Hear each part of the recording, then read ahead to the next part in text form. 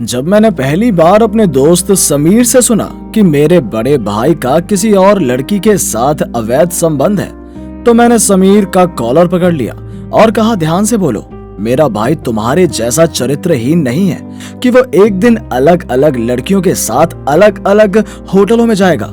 समीर ने मुझे शांत किया और कहा, अगर तुम मुझ पर विश्वास नहीं करते हो तो मैं तुमको साबित कर दूंगा।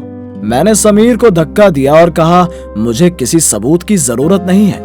मैं अपने भाई को जानता हूँ। मुझे उस दिन समीर पर विश्वास नहीं हुआ, लेकिन आज जब मैंने अपने बड़े भाई को एक लड़की का हाथ थामे होटल में जाते देखा तो मुझे अपनी आंखों पर विश्वास नहीं हुआ। जब मैंने होटल मैनेजर की जेब में 500 रुपए डाले और अपने भाई की तस्वीर दिखाई और कहा, क्या आप उस आदमी को जानते हैं? मैनेजर ने एक मुस्कान के साथ मेरी तरफ देखकर कहा, मैं इसे बहुत अच्छी तरह से जानता हूँ। वो सप्ताह में 2 या 3 बार हमारे होटल में आते हैं। वो 1 घंटे के लिए एक कमरा लेते हैं और फिर चले जाते हैं। मैं बिना कुछ कहे होटल से निकल गया। प्रबंधक, जब मैं घर आया तो मैंने अपनी माँ को, भाभी को डांटते हुए सुना। अपने भाई की शादी में माँ ने उन्हें एक जोड़ी झुमके दिए, लेकिन उन्होंने उन्हें खो दिया। कुछ दिनों पहले भाभी ने पिता द्वारा दी गई अंगूठी भी खो दी थी। माँ नाराज हो जाती है और भाभी से कहती है, तुम एक बदकिस्मत लड़की हो। तुम अपना सामान कैसे खो सकती हो? क्या तुम चीजों की देखभाल नहीं कर सकती? भाभी ने अपना सर झुकाया और माँ से कहा, माँ, मुझे माफ कर दो। मुझे याद नहीं आ रहा मैंने कहाँ रखा। मैं अपने कमरे में नहीं गया, बल्कि छत पर चढ़ गया और सिगरेट पीने लगा। भाभी कब छत पर आ गई पता ही नहीं चला। भाभी ने गुस्से भरी निगाहों से मेरी तरफ देखा और कहा, मैं देख रही हूँ कि तुम दिन ब दिन बहुत उन्नति कर रहे हो। पहले तो तुम गलियों में छिपकर सिगरेट पीते थे और अब तुम घर की छत पर पीने लगे हो। कुछ दिनों के बाद तो तुम घर के अंदर पीना शुरू कर दोगे। मैंने भाभी से सिगरेट की आग बुझाते हुए कहा, भाभी, क्या तुम ठीक हो? भाभी कुछ देर हैरान हुई और फिर मुस्कुराती हुई बोली, ये क्या बात हुई? अच्छा ना होने का कोई कारण है क्या? मैं अपने पति, बच्चों, सास और आप जैसे अच्छे भाई के साथ ठीक हूँ। मैंने भाभी की आंखों में देखकर कहा, भाभी, जब हम रात को सोते समय कमरे का दरवाजा बंद करते हैं तो बंद कमरा हमें एक अलग दुनिया जैसा लगता है। हमारी सांसों से जो दबाव का दर्द निकलता है वो हमारे कमरे की दीवारों पर बस जाता है और दूसरे कमरों की दीवारों तक नहीं पहुंचता है। तुम मेरी आंखों में देखते हो और कहते हो कि तुम ठीक हो। आईने में देखना और अपने आप से पूछना कि क्या आप ठीक हैं। आप देखेंगे कि उसका चेहरे पर मुस्कान की जगह उसकी आंखों के कोने में पानी की एक बूंद जमा हो गई है। याद रखें, हम दूसरे की आंखों में देखकर झूठ बोल सकते हैं, लेकिन अपनी आंखों में देखकर कभी झूठ नहीं बोल सकते। मैं अपने होठों के बीच एक और सिगरेट जलाकर रख दी और भाभी छत के किनारे पर झुकी हुई 3 और चुपचाप सर नीचे करके खड़ी थी। मैंने अपनी सिगरेट पर एक लंबा कश लिया और एक धुआं आसमान की तरफ उड़ाया और भाभी से कहा, भाभी, तुम लड़कियों की जिंदगी बड़ी अजीब होती है। बेटियां शादी से पहले पिता की छाव में और शादी के बाद पति की छाव में रहती हैं। अच्छा, क्या आपकी अपनी कोई पहचान नहीं हो सकती?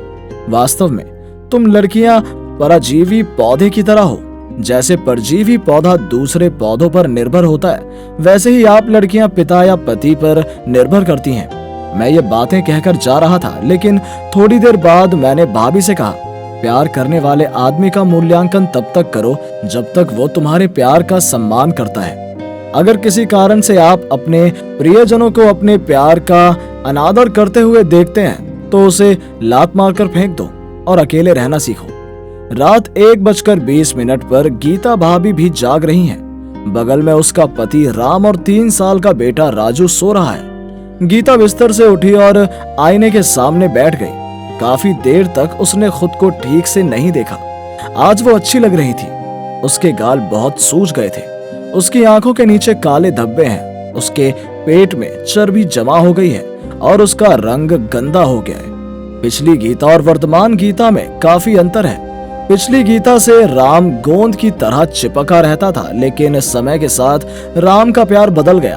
आजकल राम को गीता अच्छी नहीं लगती क्योंकि राम दिया नाम की किसी लड़की से प्यार करता है। लड़की बिल्कुल शादी से पहले वाली गीता की तरह दिखती है। हल्की त्वचा की रंग वाला शरीर, गुलाबी होठ, दूध जैसी त्वचा का रंग और घने काले बाल। लड़की को असंभव रूप से सुंदर बनाता है। गीता को सबसे पहले दिया के बारे में राम के फेसबुक आईडी डालकर पता चला। जब राम बिना फेसबुक लॉग आउट किए वॉशरूम गया तो गीता ने राम और दिया का मैसेज देखा। गीता ने अपनी सांस रोक रखी थी और रात भर इस बंद कमरे में रोती रही। उसकी आंतरिक उथल पुथल कमरे की हर दीवार में व्याप्त है। सुबह अपने माता पिता और भाई को चिल्लाते हुए सुनने से सुबह नींद खुली और जैसे ही मैं ड्राइंग रूम में गया, मेरी माँ ने रोते हुए मुझसे कहा, तुम्हारी भाभी का दिमाग खराब हो गया है।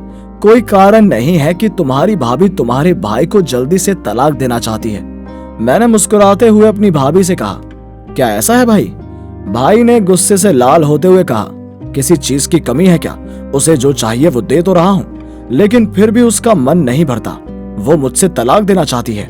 मैं दिन रात गधे की तरह इस घर के लिए कड़ी मेहनत करता हूँ, इसलिए उसे टाइम नहीं दे पाता हूँ। तो इसके लिए क्या वो मुझे तलाक दे देगी? मैं हंसा और बोला, तुम अपनी बीवी को और समय कैसे दे सकते हो? हमेशा होटल जाकर किसी और लड़की को दे देते हो ना। दिन में 3 बार खाना खिलाने से पति की पत्नी की प्रति जिम्मेदारी खत्म हो जाती है। मैं और कहना चाहता था, लेकिन मेरी भाभी ने मुझे रोक दिया और मेरे भाई से कहा, हमारे तलाक के बाद आपको दिया से शादी करनी चाहिए। लेकिन मेरा विश्वास करो, शादी के बाद दिया शादी से पहले दिया की तरह नहीं होगी।